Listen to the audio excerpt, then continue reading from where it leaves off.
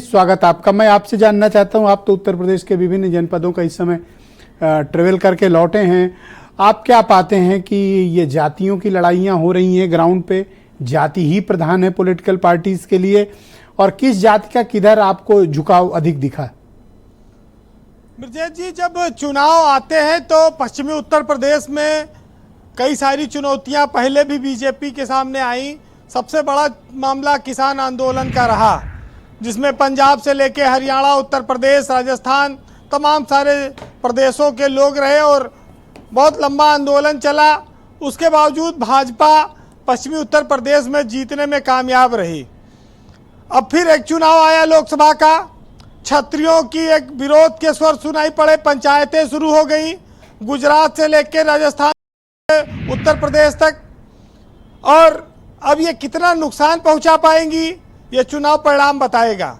लेकिन हमारे समाज में हर जात के नेता बनाए जाते हैं, इसीलिए कि जब कोई जातियों का विरोध का स्वर उठाए तो वो जाहिर करें। और उसको रही बात गुटबाजी की, और जो हर पार्टी में है, भाजपा में, सरकार में है, था अनुशासन रहता था, कभी बाहर नहीं आता था, अब बाहर आ गया।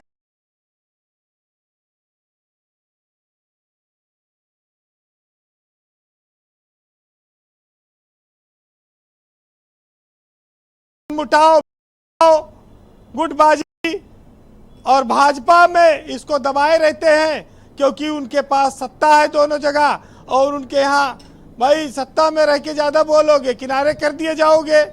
लेकिन कम से कम चलो कुछ आंतरिक लोकतंत्र के नाम पे लोग बोल रहे हैं। चुनाव जातियों के आधार पर ही लड़ा जाता है। टिकट जात को देखकर किसकी जात के कितना वोट है वैसे ही दिया जाता है। पार्टियों का अपना वोट बैंक होता है। लेकिन देखिए, जब 2014 में मोदी आए थे लड़ने, और 2019 में भी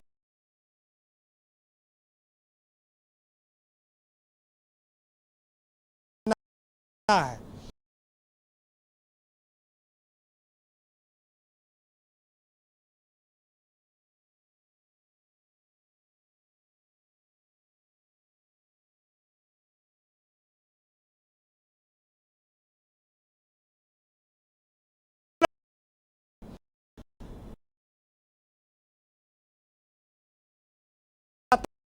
कहीं कहीं विपक्ष में भी हाल ऐसा ही है जी। या तो अगर सपा से टिकट मिला तो अखिलेश यादव, कांग्रेस के पास ज्यादा कुछ है नहीं, तो वहां पर अखिलेश के और समाजवादी पार्टी का जो वोट है उस पर मिलता है।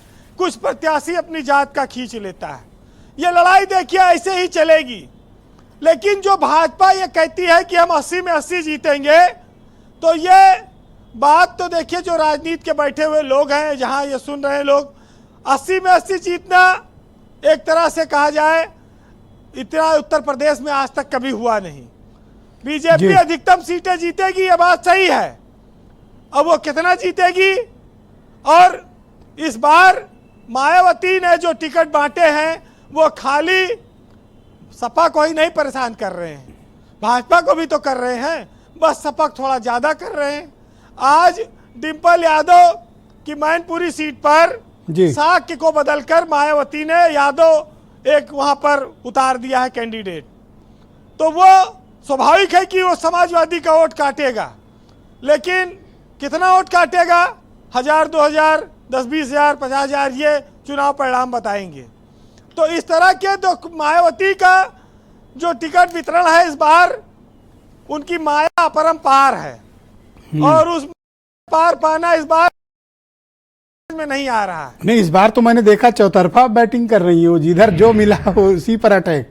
हाँ, तो ये देखिए, डिम्पल यादव के खिलाफ यादव कैंडिडेट दे दिया ब्रजेश जी। तो इसके लिए कोई भी आज मायावती पे इसीलिए आरोप नहीं लगा पा रहा है कि वो भाजपा के हाथों खेल रही हैं, या वो विपक्ष के साथ कोई उनका गठजोड़ है अंदर खाने।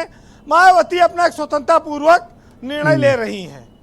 लेकिन एक चीज आप जरूर देखिएगा कि अखिलेश यादव ने एक नई तरह की सोशल इंजीनियरिंग शुरू की, जिसमें इंद्रजीत सरोज हैं, कुशल तिवारी हैं, लालजी वर्मा हैं, राम प्रसाद चौधरी है, राम शिरोमणि वर्मा है, बाबू सिंह। रमाशंकर राजभर है, ऐसे जो बसपा से आए हुए लोग हैं, बाबू सिंह कुशवाहा भी आ बाबू गए। सिंह कुशवाहा है, इनको टिकट देकर उन्होंने एक पीडीए की नई सोशल इंजीनियरिंग खड़ी की और मायावती की पार्टी में ये सब लोग बड़े इंपॉर्टेंट पदों पर पहले रहे हैं। मुझे लगता है नसीमुद्दीन छोड़ सब आ गए ज्यादातर हैं। हाँ, बाकी जो बचा था वो कमल के फूल पे पहले से है, यहाँ सब बने ही हैं। कुछ जी। इधर गिरे, कुछ उधर गिरे। जो कमल वाले पे गिरे वो मंत्री बने और जो उधर गए वो भी संतरिये हैं। ये है जी। एक बहुत अच्छी बात है, मुंशी प्रेमचंद ने लिखा है कि समाज में जो लोग हैं, जो प्रबुद्ध हैं, जो विचार रखते हैं, उनको बोलना चाहिए। जिनके अंदर प्रतिभा होती है, जिनके अंदर लगन होती है, विचार होता है और वो लोग बोलते हैं। जिन लोगों ने धन भोग विलास को ही अपने जीवन का लक्ष्य बना लिया, वो लोग कभी नहीं बोल सकते। और ये बात हर युग में सही रहेगी जो मुंशी प्रेमचंद ने 100 साल पहले लिखी है। बहरहाल इतिहास को पढ़कर नफरत करना सीखोगे तो भविष्य को बर्बाद कर लोगे। इतिहास को पढ़कर साहसी बनना सीखिए और सामाजिक समस्याओं को हल करना सीखिए, तब तरक्की होगी। अतीत में किसने क्या कहा है उस पर नहीं जाना चाहिए। लेकिन देखिए, नेता हर चीज को घुमा देते हैं अपने हिसाब से चुनाव में, और इसको हम आप कुछ कर नहीं सकते। मासेस का खेल है करोड़ों अरबों लोगों का। एक साहित्यकार ने लिखा है, सुनिएगा, जो पाट उल्टे हैं, जो बेईमान हैं, वो कहते हैं कि बहुत बेईमानी है। जो दुनिया में सुनाई दे उसे कहते हैं खामोशी, और जो आंखों से दिखाई दे उसे तूफान कहते हैं। और मेरे अंदर से एक एक कर सब हो गया रुखसत, मगर एक चीज बाकी है जिसे ईमान कहते हैं। बहुत शुक्रिया वीरेंद्र जी, आपका बहुत बहुत धन्यवाद। ग्राउंड जीरो से अपने इनपुट, फीडबैक और पॉलिटिकल ऑब्जर्वेशंस हम